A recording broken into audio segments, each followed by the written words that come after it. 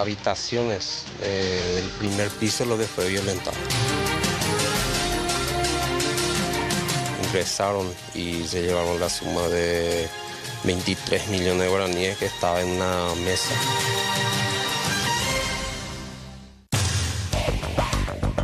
Que este automóvil se encontraba escuchando a alto volumen.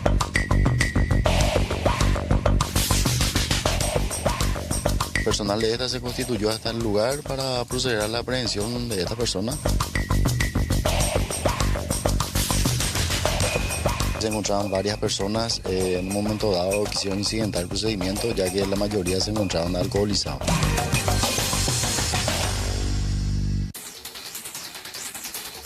Ellos están ingresando a la parte de atrás del súper a juntar hierros. El guardia le pilló y le metió un disparo. Y son balines de goma en las piernas, en ambas piernas. Tengo entendido que son dos y el otro recibió en la parte de la cara y salió corriendo. Y arrancamos primera edición hablando de este tema. El Ministerio de Salud informó que las notificaciones de dengue en Paraguay mantienen una tendencia estable y con signos de descenso, con un promedio de 250 casos sospechosos por semana y 237 casos confirmados en lo que va de este año. No obstante, las autoridades sanitarias expresaron preocupación por la baja cobertura de vacunación, ya que de las 70.200 dosis disponibles solo fueron aplicadas 4.056. Desde el Ministerio de Salud alertan además sobre el aumento regional de chikungunya y recomiendan reforzar la eliminación de criaderos de mosquito, especialmente en Itapúa, Alto Paraná, Paraguarí y Ñembucú, donde aumentaron las notificaciones. También instan a utilizar repelentes, evitar la automedicación y acudir a los centros de salud ante síntomas como fiebre o dolores articulares.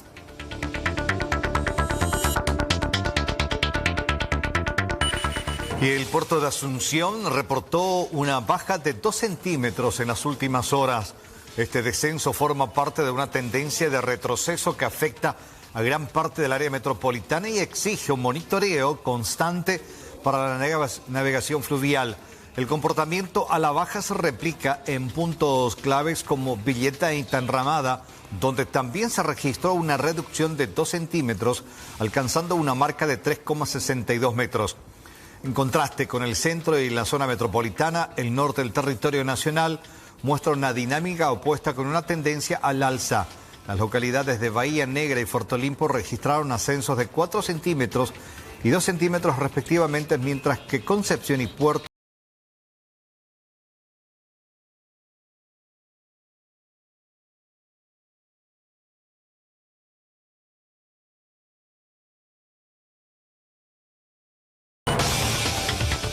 Y el Ministerio de la Niñez puso en marcha la campaña Todos Somos Responsables, edición 2026.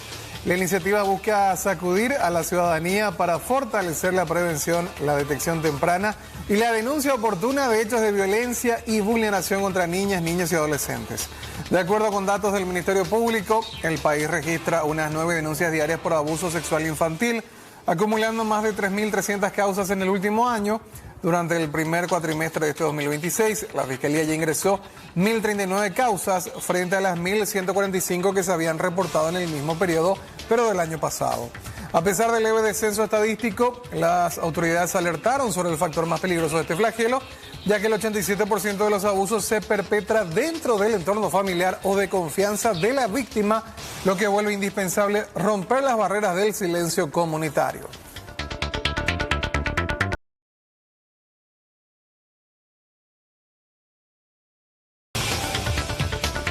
Y la Academia de Fútbol de Nelson Aedo Valdés compartió un momento cargado de emoción que se vivió en Encarnación durante la selección de talentos.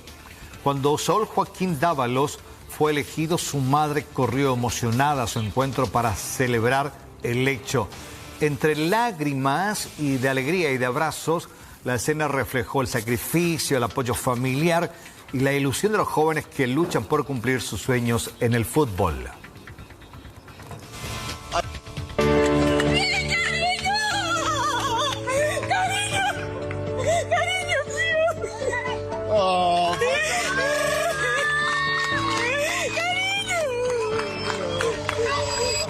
Si por mí fuera, pudiera darle a todo el mundo las becas, pudiéramos hacer todo esto, porque la verdad que me encanta verles felices. Para nosotros, los que estamos afuera los tres, con el profe Yannick y el profe Timo, le hemos elegido a nuestro pequeño campeón, el número 2, Chaleco Rojo. Chaleco Rojo número 2. Mira la mamá cómo viene, mira. Mírate, madre.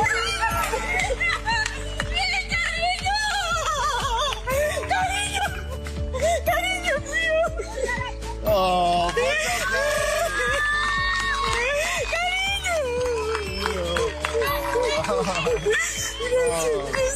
no, muy bien. Bueno, realmente emotivo lo que vivió esta madre con su pequeño hijo.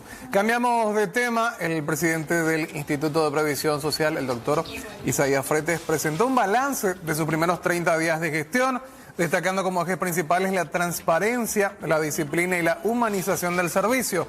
Durante la conferencia afirmó que se están realizando auditorías internas y externas para detectar irregularidades en áreas sensibles como fondos jubilatorios, inversiones y propiedades del IPS.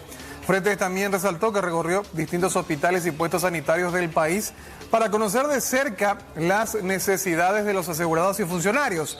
Señaló que uno de los principales problemas encontrados es la falta de medicamentos y prometió trabajar para normalizar el abastecimiento en el corto plazo. Además, insistió en modernizar la institución y mejorar la atención médica. Estas son las cifras que demuestran de que la institución ha seguido funcionando pese a la crisis económica, por sobre todas las cosas. Las cifras son bastante llamativas. Algo que quiero rescatar de esto: la cantidad de legajos que han sido migrados a asignar. Acá hay un maltrato institucional, sobre todo al personal de blanco. Me encuentro en situación de que quiero cambiar un jefe de servicio o un jefe de un hospital y no lo puedo hacer porque la persona que encuentro que tiene los títulos, méritos, actitudes para ello no está nombrado. Está en situación de precariedad, vale decir, tiene un contrato, y situaciones inadmisibles como profesionales de blanco de gran prestigio y hace 10 años que están en situación de precariedad. Uno de los grandes logros fue la transmisión en vivo. Eso buscando la credibilidad. Venimos a un ambiente donde la institución tiene una fama que no debía haber tenido nunca. Y una de las primeras medidas que tomamos fue transparentar la institución. Que la ciudadanía, que el asegurado se entere de lo que pasa en su institución. Y en esto no vamos a parar. La situación de esta institución en el área económica no es buena. Y va a ir a los deportes. Esta situación no solo está en situación de crisis. Yo creo que en el área médica está quebrada. Y en ese contexto, y en la dureza de mis palabras, hemos encontrado nosotros la problema que yo misma, y hay que solucionar esto. Entonces hemos trabajado en el Bademecum, en el listado de insumos y medicamentos. Se analizaron 5.000 productos, 900 van a salir del Bademecum. Eso significa un ahorro impresionante. Hemos encontrado 207 medicamentos que no estaban siendo previstos en licitaciones. Esa fue una de nuestras primeras problemáticas, por lo que hemos trabajado incansablemente. Por otro lado, tenemos otro inconveniente que también incansablemente lo viene diciendo el doctor Isaías, que es el caso de la disponibilidad presupuestaria. Como ustedes conocen, tenemos 513 medicamentos en el Bademecum institucional, en donde, como les expliqué, 207 medicamentos están ya dentro de procesos licitatorios. Ya hicimos nuestra primera adjudicación de medicamentos, que son 61 ítems de alta rotación, que ya se firmaron 11 contratos. Hoy también estaremos firmando, el presidente va a estar firmando más contratos. Fueron 32 empresas adjudicadas Y por otro lado mencionaba el segundo inconveniente que nos encontramos, que son más de 300 medicamentos que tienen una cobertura contractual que son de años anteriores, 2025, 2024, pero nosotros necesitamos de la disponibilidad presupuestaria en base a lo que nos dice el reglamento, el anexo del decreto de este año, que nos exige por el artículo 393 que tenemos que tener la disponibilidad presupuestaria para realizar las órdenes de entrega. ¿Qué significa eso? Necesitamos ese dinero para ese medicamento que ya tenemos el contrato. Ahora mismo nosotros quitamos la situación al 22 de mayo, encontramos que estamos con 70 medicamentos en espera de entrega de los proveedores y por otro lado tenemos 100 productos que necesitamos la disponibilidad presupuestaria, que lo estamos trabajando con la dirección financiera. Y por otro lado, también hablando de insumos, algo muy importante que no contábamos con suero, también ya procedimos a la adjudicación. Esa adjudicación se dio hace semanas atrás ya con el presidente Isaías, y pudimos lograr aproximadamente 48% de un precio menor del 2023. Hemos iniciado una auditoría de los procesos judiciales que tiene el IPS, tanto a favor como también en los que tenemos en contra, porque según la auditoría externa no había pasado el informe que no teníamos la situación de los juicios, como tampoco los montos que significaban para el Instituto de Previsión Social. Por otro lado, la Contraloría General de la República tiene instalado en el Instituto de Previsión Social 7 equipos que están auditando la razonabilidad de los estados financieros, los fondos de jubilaciones, los activos fijos también, las inversiones financieras, el impacto ambiental y hospitalario, las contrataciones públicas y el área de informática. Todas estas actividades de auditoría se están realizando hoy en día en el Instituto de Previsión Social. También la auditoría interna ya está colaborando y auditando la entrega de los medicamentos que se está realizando en este momento a raíz de las licitaciones que se produjeron en la administración actual.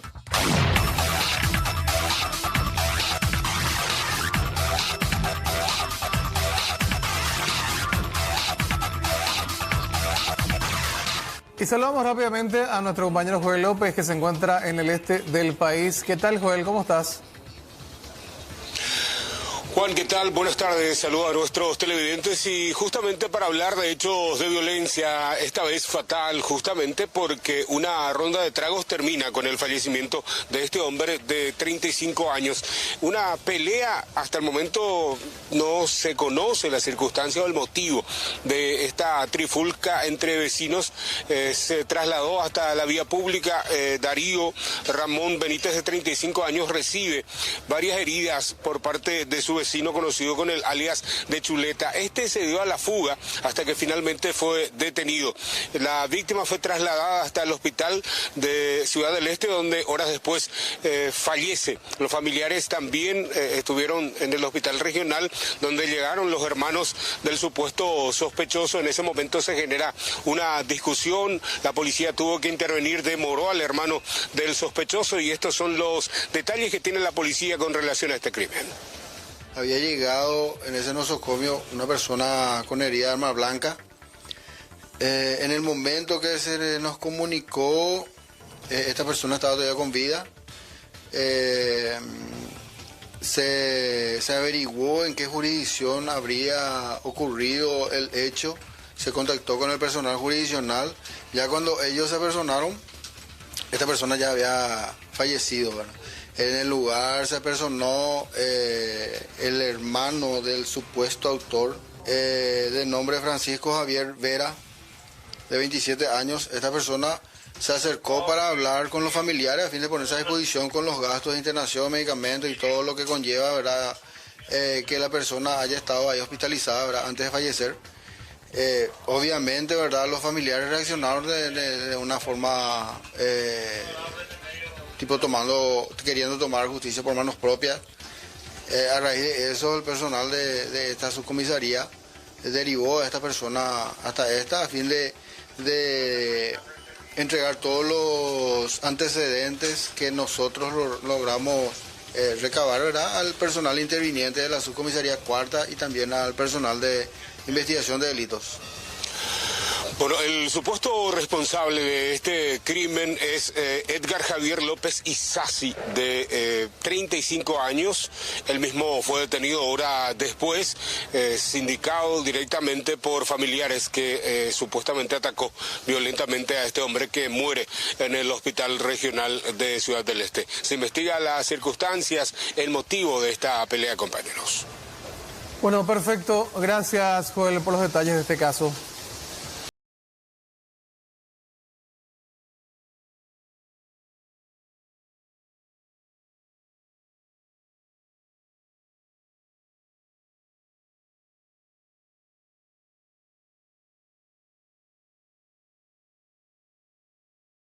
Yerba mate pajarito. Elegí el práctico cocido soluble instantáneo, sabor tradicional, stevia o la versión Kids. También en saquitos con sabores que te acompañan en cada momento. Vainilla, manzana, con canela o durazno. Y para los amantes del sabor más intenso, el clásico mate cocido tostado. Además, encontralo en Toy Pack recargable. Yerba mate pajarito, el sabor de la cultura.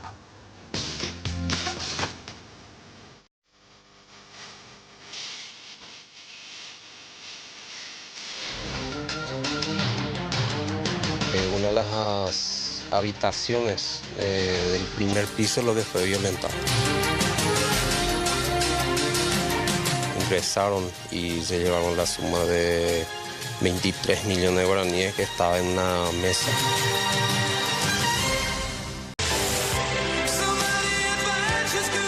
Bueno, en la sede del Tribunal Superior de Justicia Electoral TSJE, técnicos y representantes de agrupaciones políticas participaron de la verificación de las máquinas de votación popularmente conocidas como urnas electrónicas, que serán utilizadas durante las internas partidarias previstas para las próximas semanas. Realmente no hay cuestionamientos técnicos sobre las máquinas de votación, no hay. ¿La ANR no tiene un reclamo en particular? De ninguna manera, al contrario, el Partido Colorado como partido participó de la auditoría, pero el problema que estamos es en el cronograma de las internas de los partidos. Entonces son los movimientos internos los que solicitaron el cumplimiento del cronograma, que tiene que ver con la auditoría propiamente a nivel de internas. Entonces, ¿qué decía el cronograma para poder entender? Y básicamente que el 23 y el 24 se realizarían las auditorías de hardware y software en sede del Tribunal Electoral Partidario, salón multiuso, segundo piso el segundo piso de la Asociación Nacional Republicana. Ese es el punto que nada más no se cumplió, pero en la justicia electoral siempre se llevó adelante las auditorías. Participaron el Partido Colorado y otras nucleaciones políticas, pero participó como partido, no como movimiento interno. Entonces, de ahí viene este desfasaje, digamos, entre cronogramas. Y para despejar cualquier duda, como les decía, hemos solicitado y la justicia electoral tuvo la gentileza de poder abrir estos 2 días sin afectar ningún cronograma electoral. Este acto de verificación es una solicitud que recibió la justicia electoral del TED del Partido Colorado. Y están hasta este momento 10 corrientes internas representadas con un total de 26 técnicos de cada una de estas corrientes. Hoy vamos a hablar de la arquitectura del hardware, de la placa electrónica, de la unidad de procesamiento y microcontrolador. Vamos a hablar de la impresora y antenas del RFID, del sistema de alimentación y sensores y de los boletines y actas y credenciales. Este es el esquema que se va a desarrollar esta mañana. Allí pueden ver este elemento que está en la máquina de votación. ¿Qué utilidad tiene? ¿Para qué sirve? ¿Qué puede hacer? Así de cada uno de los elementos que integran cada máquina de votación. Bueno, ya está con nosotros el doctor Federico Franco. Esta noche vamos a tener otro capítulo más de Diálogo Franco. ¿Cómo estás, doctor? ¿Cómo te va? Buenas tardes. Muy bien, Carlos, contento de saludarte a vos, a Juan Carlos y a toda la enorme audiencia de C9N. Bueno, ¿qué tenemos para esta noche? Bueno, ayer, día de la Virgen María Auxiliadora, 24 de mayo, conmemoramos un aniversario de la batalla de Tuyutí. La batalla de Tuyutí, Carlos, audiencia, fue, hasta hoy es la batalla en donde se enfrentaron los dos grupos beligerantes, ¿verdad?, en mayor número en la historia. Más o menos 30.000 paraguayos versus 40.000, 60.000 aliados.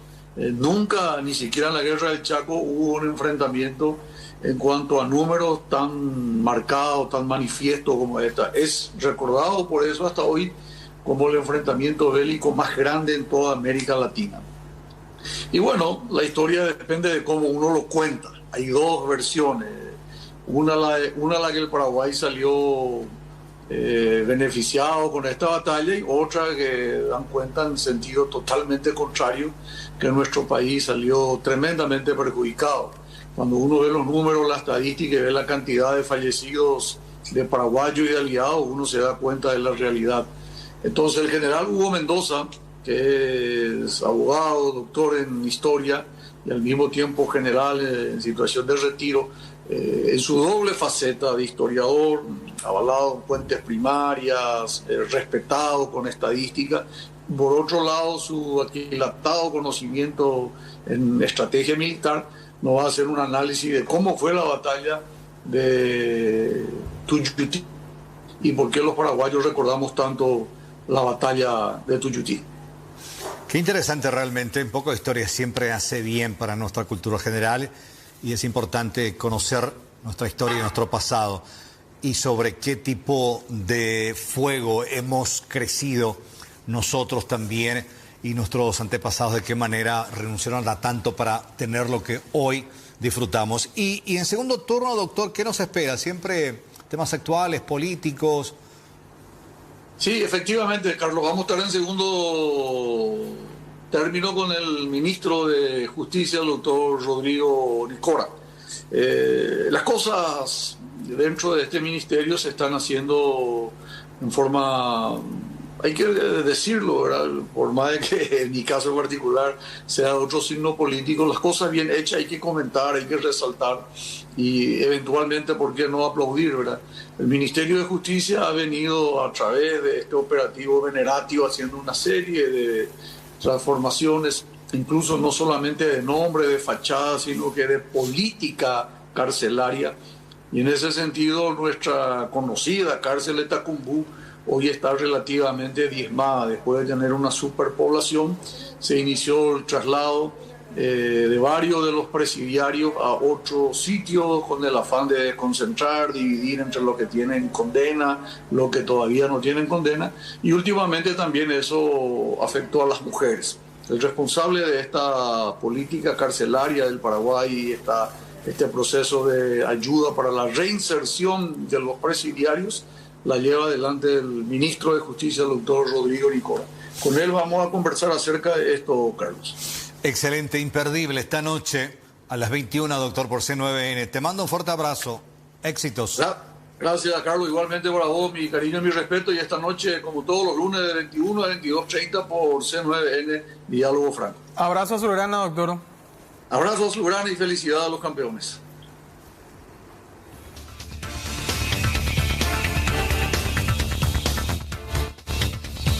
Hablamos ahora de este tema. Una violenta pelea vecinal se registró en el barrio Las Colinas de Itagua y dejó como saldo varias personas heridas. Según denunciaron los pobladores, una familia es la principal señalada como causante de conflictos en el asentamiento. Aseguran que los involucrados cuentan con varias denuncias por agresiones contra otros residentes, utilizando todo tipo de objetos durante los enfrentamientos. Manifestaron que viven con temor debido a las constantes amenazas que reciben de los denunciados y solicitaron la intervención urgente de las autoridades para que la familia sea expulsada de ese lugar. Fuera, ella le incitaba a salir a mi pareja. Él no salió. Para que él salga, nos rompe el vidrio con piedra. Y ahí él sale como para enfrentarle y él le dice, no te puedo pegar porque vos sos una mujer, no te puedo pegar y es por eso lo que vos decís y haces todo lo que vos querés, porque vos no sabés que yo no te voy a tocar porque sos mujer. Y en ese momento entonces, ya que él no podría enfrentarse a ella por ser mujer, salgo yo para enfrentarme a la mujer, y ahí veo yo de reojo que viene el señor con un palo a pegarle a mi pareja. Y yo ya no pude defender a mi pareja porque la señora me agarra a mí, se retira de ahí, se mete en casa porque si no le iban a matar, porque intentaban matarle, porque no se puede llamar a otra cosa que te vayan con un palo contundente por la cabeza. Él se mete adentro no pudiendo más hacer nada y yo me quedo. Me agarró la señora, me agarró sus hijos menores porque ella le incitaba a sus hijos menores a que me siguieran pegando a mí. El marido viene como para pegarme a mí también con el palo. Y gracias a Dios ya intercedió un vecino, porque si ese vecino no intervenía, me iban a matar a mí. Y intentan los vecinos a que me dejen, le gritan todos los vecinos, por favor, soltale, déjense, basta ya. Y me suelta. Y me viene un vecino y me dice, corre a tu casa que a tu vecino le rompieron, a tu marido le rompieron toda la cabeza. Voy, yo le encuentro a él sangrando. Y nos dirigimos acá al Hospital Nacional. Ahora él está internado, yo también estoy internado.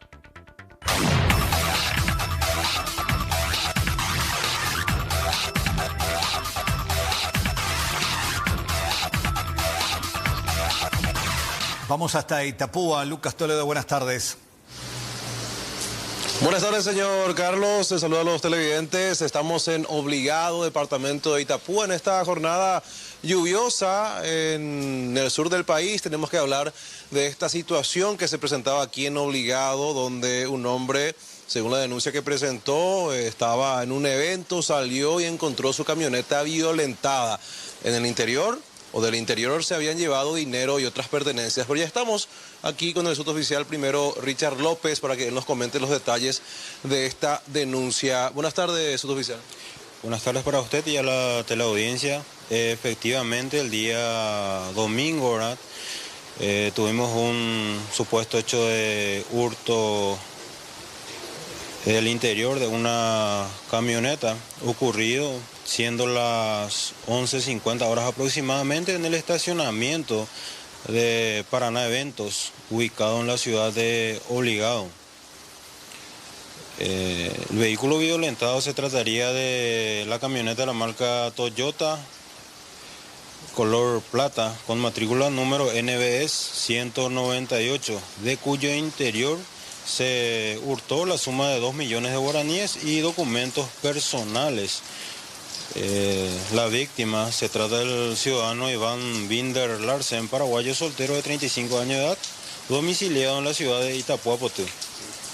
Se tuvo conocimiento del hecho el día 24/05/2026, siendo las 13:30 horas aproximadamente, a través de la víctima, quien se apersonó en sede de esta comisaría, realizando su denuncia bajo acta número 258/26, refiriendo que había dejado estacionada la camioneta en el aparcamiento del citado lugar por un lapso de 1 hora aproximadamente, mientras se encontraba compartiendo con sus amigos en un sector de esparcimiento del sitio.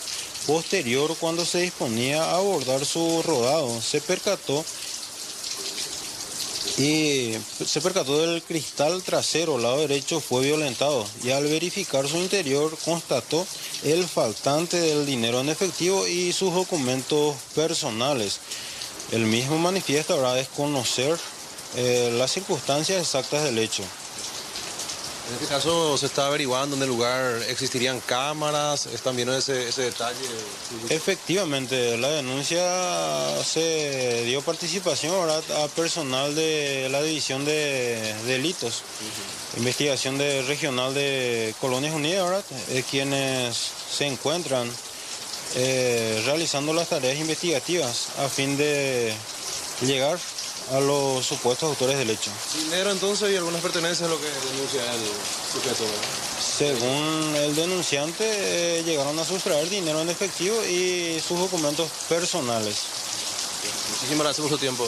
A usted, señor. Bueno, el oficial primero Richard López detallándonos con relación a este hecho denunciado en las últimas horas. Dice la víctima que estaba en un evento, estaba almorzando, dejó su camioneta por una hora aproximadamente y aparentemente ya los autores estaban merodeando, eligieron su camioneta como blanco y del interior se llevaron dinero, así como escucharon, y también sus documentos personales. Los famosos tortoleros, podríamos decirlo así, compañeros, son los responsables de este hecho ocurrido aquí en Obligados. Bueno, perfecto. Gracias, Lucas. Buenas tardes. Igualmente.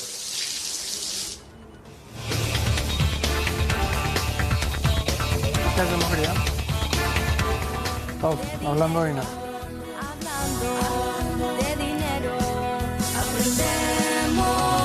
A manejarlo mejor.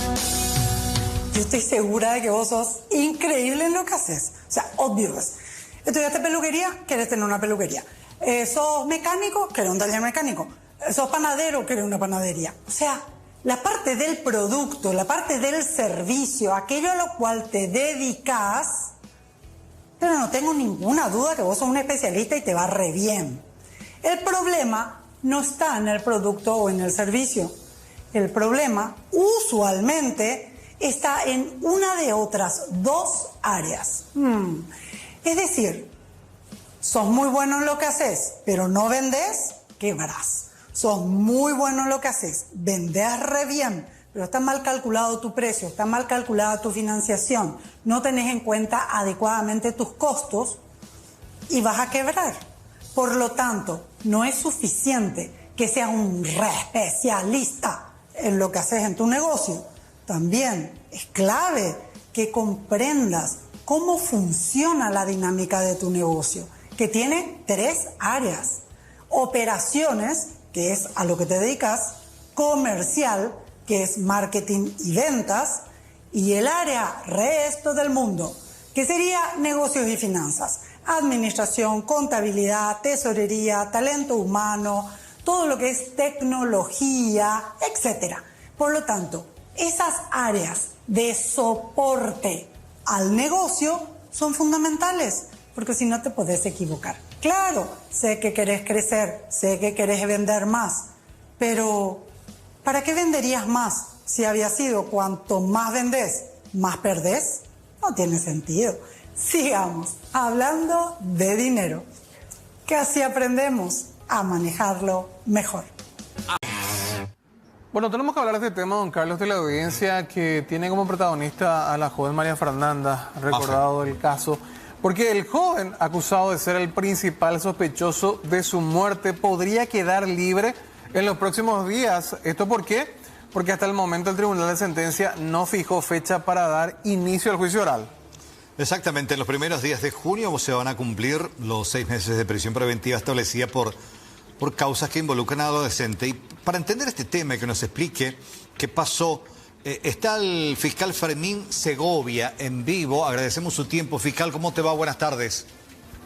Sí, buenas tardes, Carlos, igualmente para el compañero de la audiencia, a las órdenes. Bueno, ¿es así de grave esta situación? Por lo menos hasta tanto no haya un juicio y una condena, ¿él podría salir en libertad, doctor? La realidad es que las leyes procesales habilitan, independientemente de ese transcurso del tiempo, al otorgamiento de medidas menos gravosas. No obstante, existen máximos que deben de cuidarse en temas procesales en cuanto al cumplimiento de privación de libertad. Y hay que reconocer que en el caso de los adolescentes se establece como pena mínima 6 meses para todos los tipos de hechos punibles. Entonces, ahí es que hacemos el cálculo de la privación de libertad de nuestro procesado y en base a ello existe posibilidad de que la defensa evidentemente solicite algún tipo de medida menos gravosa que no sería la privación de libertad. Hay que reconocer que Fiscalía ha acusado ya en el mes de noviembre el presente caso, ha concluido su investigación y estamos llegando al 6º mes y aún no podemos realizar el juicio. ¿Qué falta, doctor, para que el tribunal fije una fecha de inicio de juicio oral? Tenemos entendido, aunque aún no tenemos notificaciones al respecto, de que serían las primeras semanas del mes de junio. Esta persona que está procesada ya hoy mayor de edad a partir de los primeros días del mes de mayo. El año pasado había sido procesada en una causa paralela por un hecho similar del cual habría sido víctima María Fernanda y por ende se ha extendido su privación de libertad. No obstante, esa causa también tiene que concluir en algún momento la investigación y sería en unos meses más. Por ende, la Fiscalía está interesada en que el juicio pueda realizarse y que un tribunal decrete finalmente si el mismo sería responsable o no del hecho y por ende justificar igualmente la privación de libertad de esta persona. ¿Él cuántos años tenía cuando cometió el hecho, doctor? Había cumplido recientemente 17 años, teniendo en cuenta que su nacimiento data del año 2008, específicamente el 6 de mayo. Entonces, un poco después de haber cumplido 17 años, habría acontecido el hecho y ya este año, el 6 de mayo, cumplió los 18. Significa, perdón, que él va a ser juzgado como menor. Así es. Eso es categórico, Carlos, que él tenía 17 años nada más cuando ocurrió el hecho y por ende le es aplicable las leyes especiales en relación a adolescentes infractores de la ley penal. Para que la gente conozca lo que dice la ley, doctor, ¿hasta cuántos años de cárcel podría tener este joven? El Código de la Niñez y la Adolescencia establece un mínimo de 6 meses y un máximo de 8 años. A pesar de la gravedad del caso. Independientemente a la cantidad de hechos o a la gravedad de los mismos, más allá de 8 años no se puede llegar a condenar a un adolescente. ¿Y existe algún acompañamiento posterior en este tipo de situaciones, doctor? Sí, la Fiscalía está analizando su estrategia procesal igualmente, justamente sobre ese punto a los efectos de determinar qué acompañamiento o qué tipo de medidas podría aplicársele a esta persona en relación al cumplimiento efectivo luego de la privación de libertad. Significa que todo este tiempo que ya estuvo el privado con medidas ya computada a favor de la cantidad una vez que se dé a conocer la condena. Sí, eso es categórico, Carlos. Tenemos a esta persona con prisión preventiva y evidentemente esto se le va a descontar. Ya como mínimo se le va a descontar 1 año, que es el tiempo que ha estado privado de libertad efectivamente. En el caso que vaya a una prisión domiciliaria, que es más probable en el caso de que todavía no se inicie y el abogado presente, importante también comentarle a la gente que esto no significa que el caso va a quedar impune, que él quede libre, simplemente quede libre hasta tanto se reúna el tribunal, se haga el juicio y él tenga una condena al respecto, ¿no? Después debería de volver a cumplir la pena privativa en un centro penitenciario, ya de adulto, me imagino. Así es, Carlos. Hay que tener en cuenta que sea la característica y particularidad de que él ya cumplió 18 años y por ende, por una aplicación extensiva, él ya podría pasar a una penitenciaría para mayores en cuanto al cumplimiento. Y en relación a la medida menos gravosa, hay que tener en cuenta que está a cargo del Tribunal de Sentencia. No podríamos adelantar un resultado, tal vez el tribunal podría rechazar igualmente esa medida menos gravosa, pero sí es una cuestión que está latente. Fiscal, en estos meses de investigación encontró hechos nuevos, datos resaltantes que le agrega o le va a agregar a la investigación o al juicio en sí. Tenemos algunas cuestiones incidentales que seguro al inicio del juicio plantearíamos a los efectos de facilitar la labor del tribunal al momento de analizar los hechos y valorar las pruebas y finalmente sentenciar a esta persona.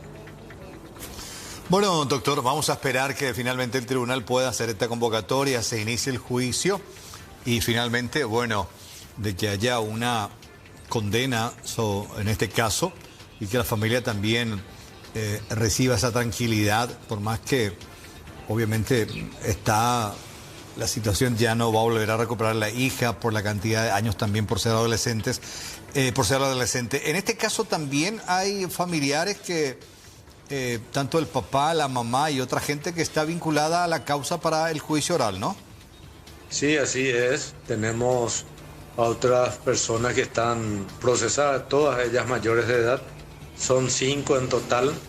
Y el día jueves 28 de esta semana, a las 8 horas, iniciaríamos el juicio en relación a estas personas. Sería la tercera ocasión en que estamos intentando dar inicio al juicio. En las dos anteriores no han podido ser efectivas debido a incidencias que las defensas han planteado. Bueno, doctor, agradecido con tu tiempo, muy amable. Absolutamente un gusto y a las órdenes. Gracias, Fermín Segovia, fiscal en esta causa conocida como MAFE, que fue justamente la persona que inspiró para la ley MAFE de personas desaparecidas. Sí. La activación inmediata de todas las unidades vinculadas, involucradas en la desaparición de una persona. Un caso que sigue causando conmoción en toda la ciudadanía, teniendo en cuenta la gravedad de los hechos y la manera en la que esta adolescente termina desapareciendo en pleno embarazo.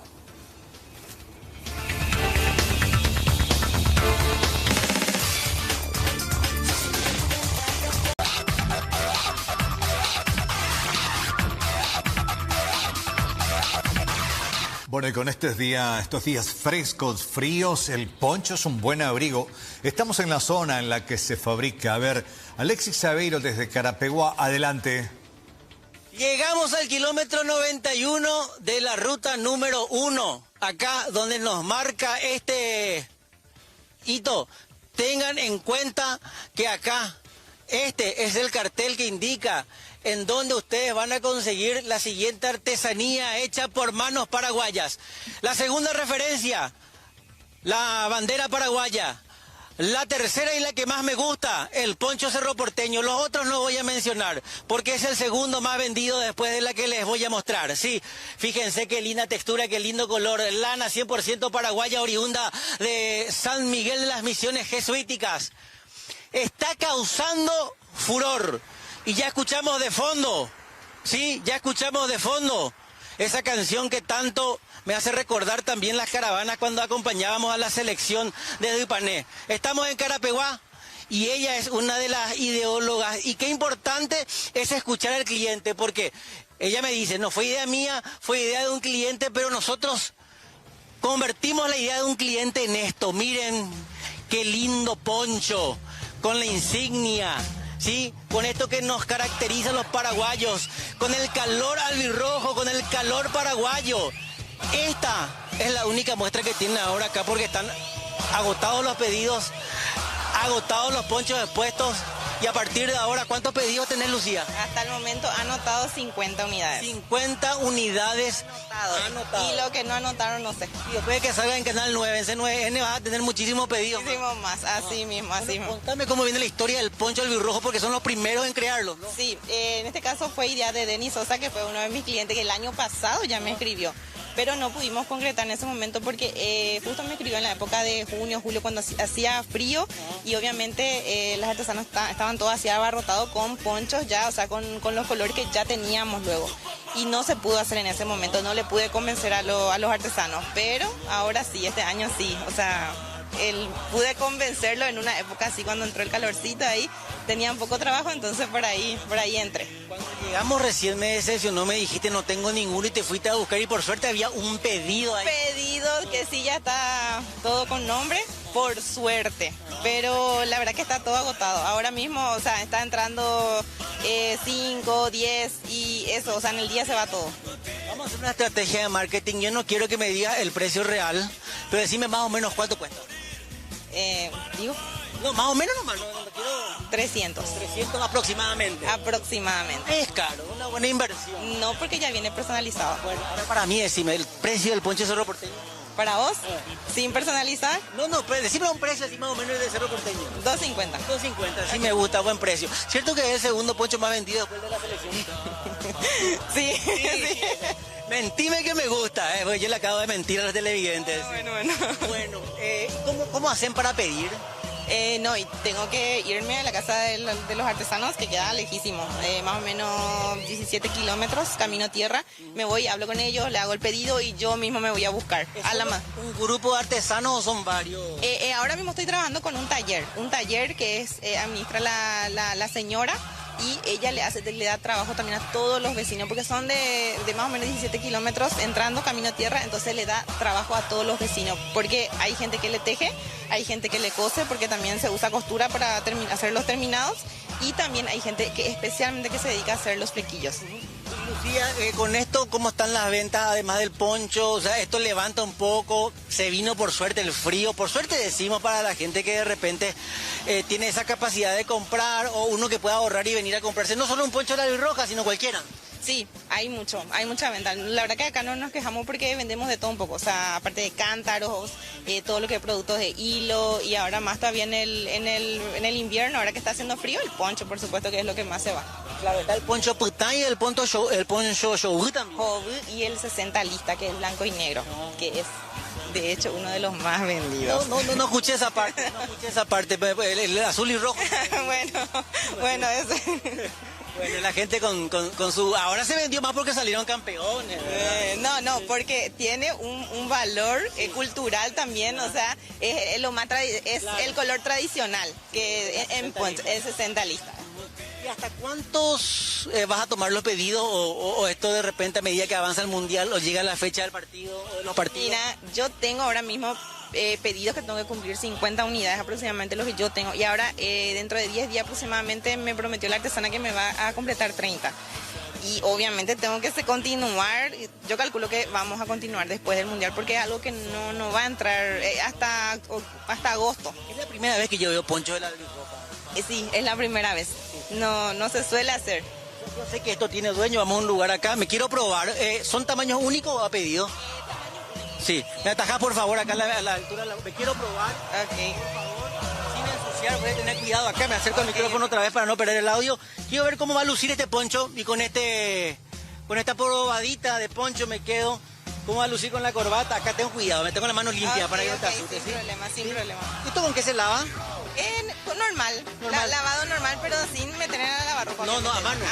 A mano. ¿Con jabón de coco? Con jabón. Sí. ¿Qué tal me queda? ¿Qué tal el luquete? ¿Qué tal el luquete? ¿Me acomodas? ¿Sí? ¿Calentito? Sí. Planilla, sí. Y a ver, con los colores albirrojos, palpitando lo que va a ser la participación de la selección paraguaya de fútbol en los Estados Unidos de Norteamérica, palpitando lo que va a ser nuestra localía en el próximo mundial. Imagínate lo que va a ser este poncho. Imagínate, ¿no? Y por eso, o sea, la producción va a continuar hasta más o menos agosto, septiembre, por ahí. La producción, porque generalmente más en estas épocas lo que se vende, hasta primavera, más o menos. ¿Qué consideración del público? ¿Qué queda bien el poncho? Con esta imagen, retornamos a estudio. Kilómetro 91, Ruta 1, Carapeguá, zona de producción nacional. Con ustedes. Bien, excelente, gracias. Qué lindo está el poncho, espectacular, me encantan los colores. Y aparte es el momento preciso para usar y se viene también el fresco frío en estos días. Gracias por este contacto, Alexis.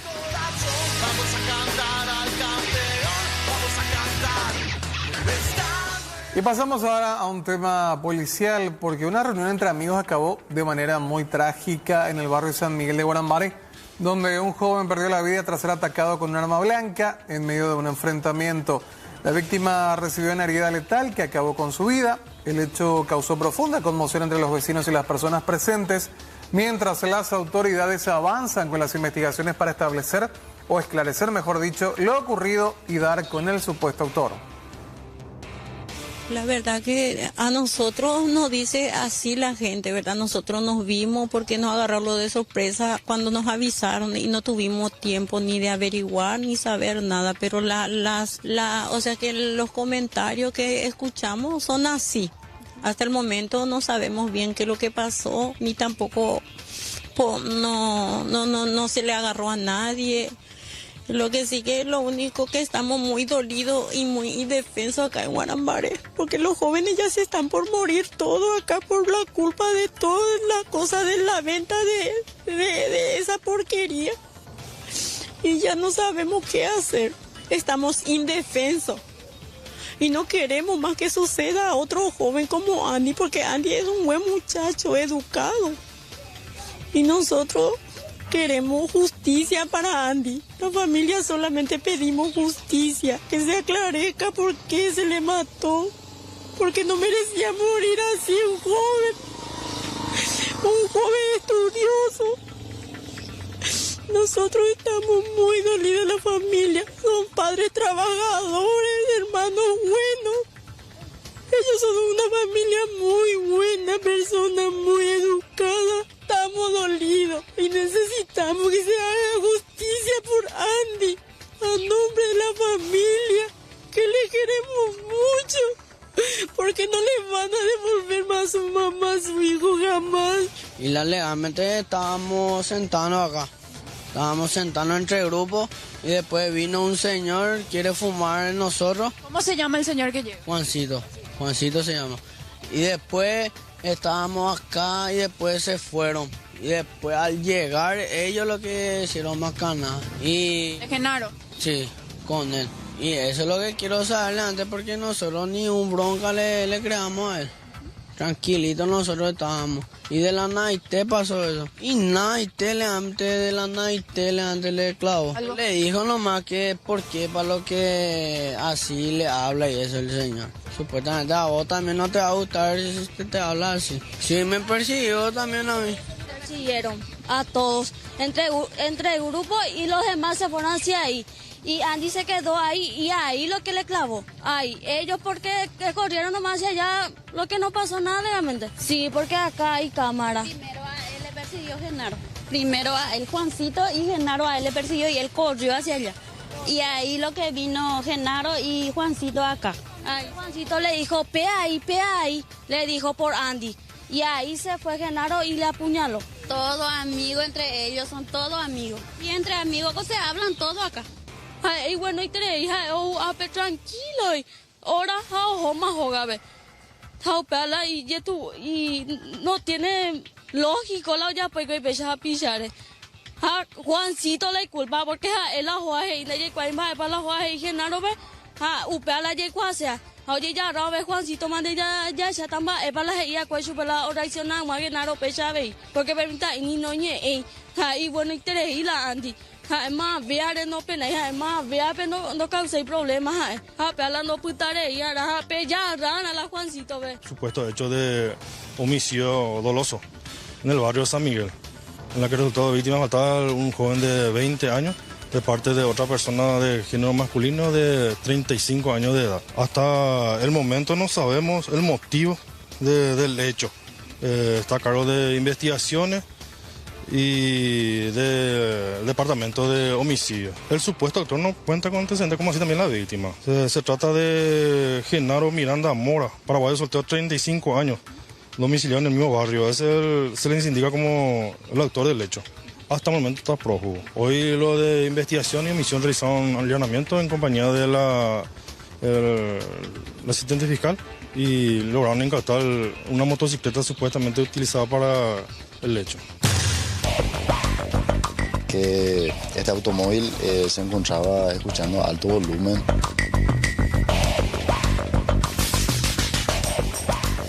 Personal de esta se constituyó hasta el lugar para proceder a la aprehensión de esta persona. Se encontraban varias personas, en un momento dado quisieron incidentar el procedimiento ya que la mayoría se encontraban alcoholizados. Y un conductor terminó detenido en la ciudad de Capiatá luego de protagonizar un procedimiento por polución sonora. Pero durante la intervención agentes constataron que además el hombre estaba manejando en estado de ebriedad.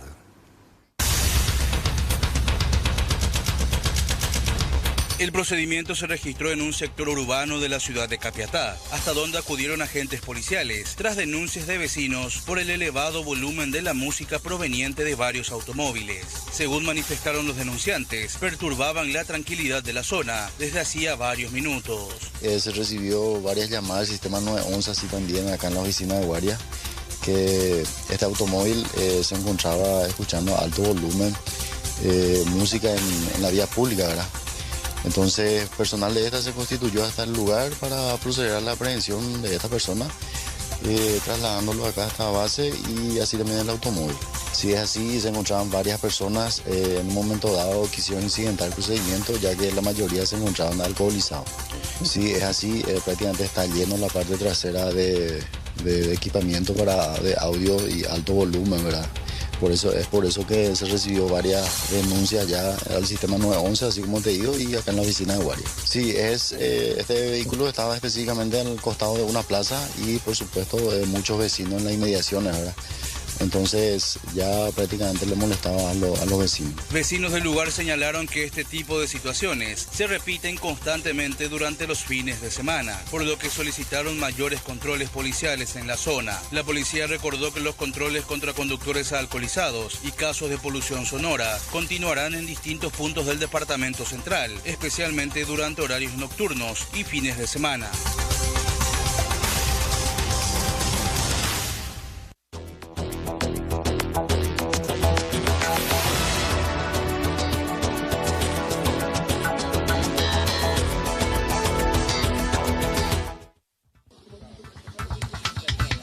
Al menos 8 personas fallecieron y 6 resultaron heridas en un accidente de tránsito registrado en la madrugada de este domingo en la carretera federal BR 251 a la altura del kilómetro 236 en el municipio de Santa Cruz de Salinas, en el estado brasileño de Minas Gerais. El hecho ocurrió cerca de las 6 de la mañana cuando un autobús de pasajeros colisionó frontalmente con un camión cargado de chatarra. Según el Cuerpo de Bomberos Militar, todas las víctimas fatales viajaban en el autobús. Tras el impacto, ambos vehículos se incendiaron, lo que complicó las tareas de rescate y asistencia. Un tercer vehículo también se vio involucrado en la dinámica del siniestro, de acuerdo con las primeras informaciones. Los heridos fueron llevados a centros asistenciales de la región, mientras que la carretera permaneció cerrada en ambos sentidos debido a los trabajos de peritaje y despeje de la zona.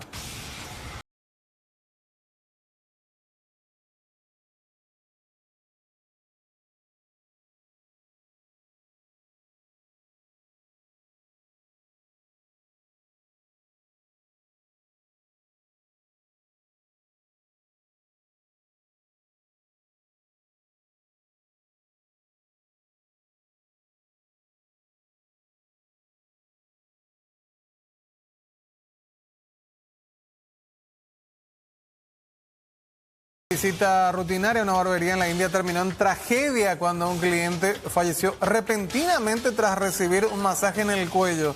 Según los primeros reportes, el hombre estaba siendo atendido con normalidad y al finalizar el corte, el barbero realizó el masaje habitual. Poco después el cliente quedó inmóvil en su silla. Al principio, los que estaban en el local creyeron que se había desmayado, pero al ver que no respondía, intentaron auxiliarlo de inmediato. Pese a los esfuerzos de las personas presentes, el hombre ya no presentó signos vitales. La emergencia conmocionó a todos y convirtió un servicio cotidiano en un hecho de alto impacto captado por cámaras de seguridad.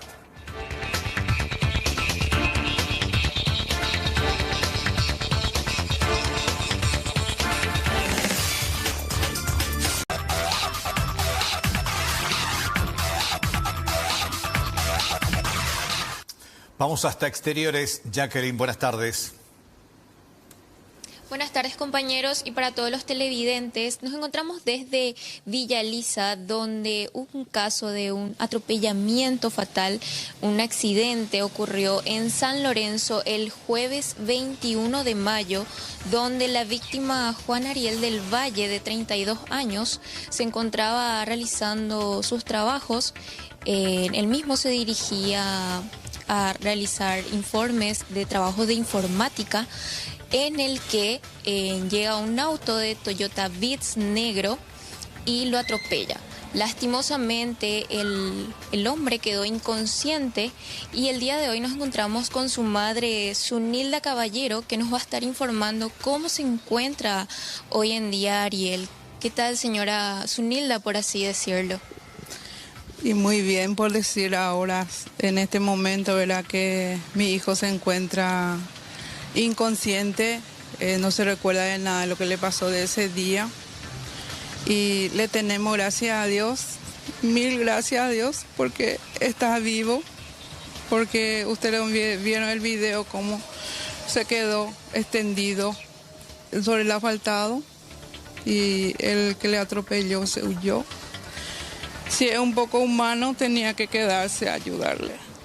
Pero como madre, estoy preocupada porque él todavía no se recuerda de nada de esa hora, desde la hora que le pasó. Y tiene mucho, otra cuenta, ahora se quedó sin trabajo. Su movilidad era su moto, ¿verdad? Porque él transportaba las cosas en ese, su parte informática, también hacía su hora libre, hacía bol y se ve bien que él no tuvo la culpa y que esa persona que le haya presente, donde sea, como madre necesito que se aclare esto. Juan Ariel se encontraría en su domicilio en este momento guardando reposo.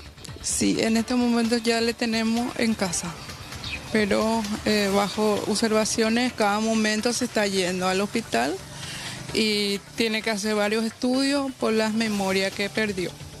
Se tiene que hacer tomografía, la parte de muslo que se golpeó y muchos estudios más que necesitamos que nos ayude las personas que le haya hecho esto. ¿Se fracturó alguna zona del cuerpo? No, gracias a Dios no.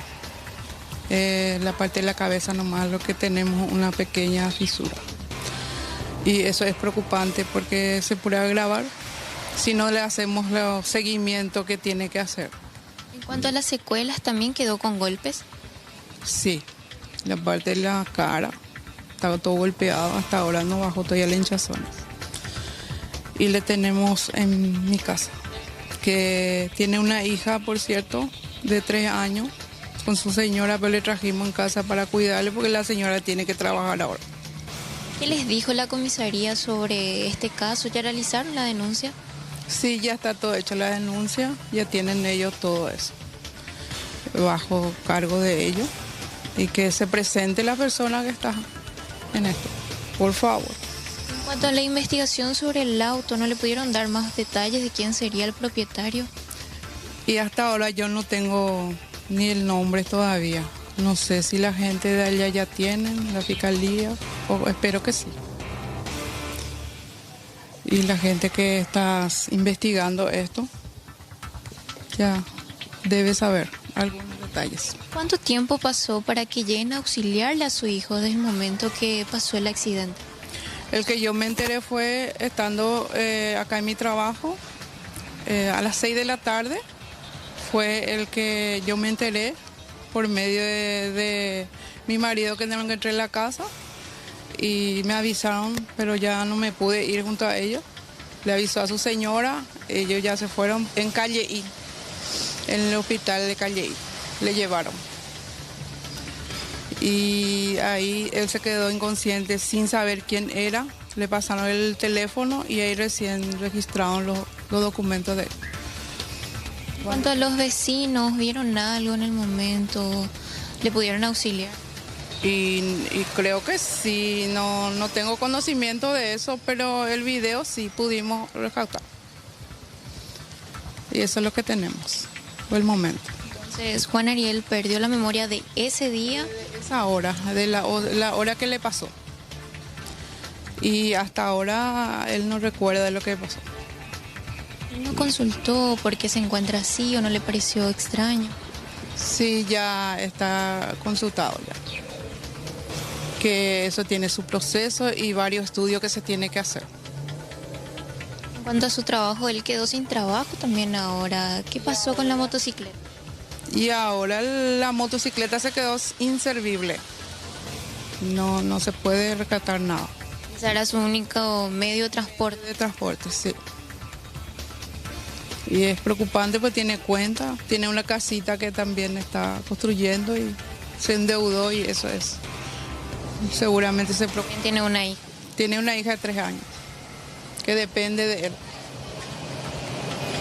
Nosotros no queremos ni un represalia, lo único que queremos es que se presente y que sea responsable del que le hizo. Nada más. Se haga responsable de los gastos médicos. Gastos, todo lo que se pueda hacer, si está a sus posibilidades también, no sabemos, ¿verdad? Yo no conozco a la persona quien le hizo. ¿Ahora cuánto aproximadamente gastaron en todo este trámite médico? Y yo no tengo, tenemos todo en la carpeta y no tengo el monto en este momento. Aproximado. Y por los estudios no, en el centro de salud, pues, sí, estaría pasando con él esas cosas. ¿Cada cuánto él se va al hospital para realizar su revisión? Hoy se va, mañana se va, la noche se va. ¿Todos los días se va? Todos los días se tiene que ir a su control. ¿También él toma alguna medicación? Sí, está tomando todo lo que le medicó ahí los doctores. Ese también tiene costo. Señora Zunilda, entonces su reclamo es que el que realizó el accidente se haga cargo. Que se haga cargo y que se acerque a nuestra familia. Que todos estamos afectados por lo que nos pasó. Somos gente trabajadores y día a día luchamos para sobrevivir también, como cualquier persona. Y duele mucho verle a tu hijo así. Es lo único que puedo hacer. Quiero verle como siempre alegre y que se recupere y que esté con su familia. Muchas gracias, señora Zunilda. Bueno, compañeros y televidentes, este fue el desgarrador relato de una madre que se encuentra preocupada por su hijo, que lastimosamente este hombre que lo atropelló se dio a la fuga en una Toyota Vitz color negro de chapa A de corta N034. La señora pide que las autoridades y también la gente le ayude a localizar a este hombre, y también, si es que se encuentra viendo esto, que se pueda acercar a la familia, que lo único que ellos reclaman es que se haga cargo de los daños que causó a este hombre de 32 años que se encontraba trabajando, cuenta con una familia, una hija de 3 añitos, y este sería el relato. Entonces, ante cualquier consulta, también el número de la señora Zunilda sería el 0982 19 50 94, ante cualquier novedad y también cualquier ayuda que le puedan brindar a esta familia. Sí, ¿podemos repetir el número de chapa que correspondería a este vehículo que ocasionó el accidente y que finalmente terminó huyendo? Sí, sería una Toyota Vitz negro de chapa A de corta N034. Perfecto, genial. La policía también pedirá ayuda a la policía porque ellos tienen el sistema de registro de saber a quién pertenece para que se haga responsable. Esto es prácticamente una omisión de grado en tentativa porque pasa al carril ajeno y omisión otra vez de auxilio porque sin saber en qué condiciones dejó a su víctima huyó del sitio porque hubo gente que intentó detenerlo pero finalmente no lograron. Incluso uno de ellos abrió su puerta, volvió a cerrar en medio de la huida de esta persona que dejó como perro ahí tendido el cuerpo de este hombre sin saber si lo mató o no lo mató, y huye como sin nada. Ahí está un hombre con una remera blanca, le dice, pará, maestro, pará, le abre la puerta y ahí corre. Criminal la acción en sí del accidente y peor aún, mucho más criminal, sin saber en qué estado estaba su víctima de turno, terminó huyendo del sitio. Un milagro que no haya muerto este joven, la manera en la que sufre el impacto, la manera en la que cae, las fracturas que habrá tenido, los golpes en la cabeza y el tiempo que él va a tener que recuperarse para volver a una vida normal. Definitivamente este hombre tiene que ser encontrado, hacerse responsable por lo menos de los gastos que está llevando la familia y también porque no responder ante la justicia por este hecho. No sabemos en qué condiciones y por qué circunstancias termina chocando de esta forma. Así mismo, compañero, bastante desgarrador, así como podemos observar en imágenes del circuito cerrado. El hombre se dio a la fuga y deja al hombre de 32 años tirado en el piso inconsciente. El hombre hasta hoy en día, como dijo su madre, no recuerda qué pasó ese día, en ese momento. Bueno, perfecto. Gracias, Jacqueline. Buenas tardes, gracias. Gracias a ustedes.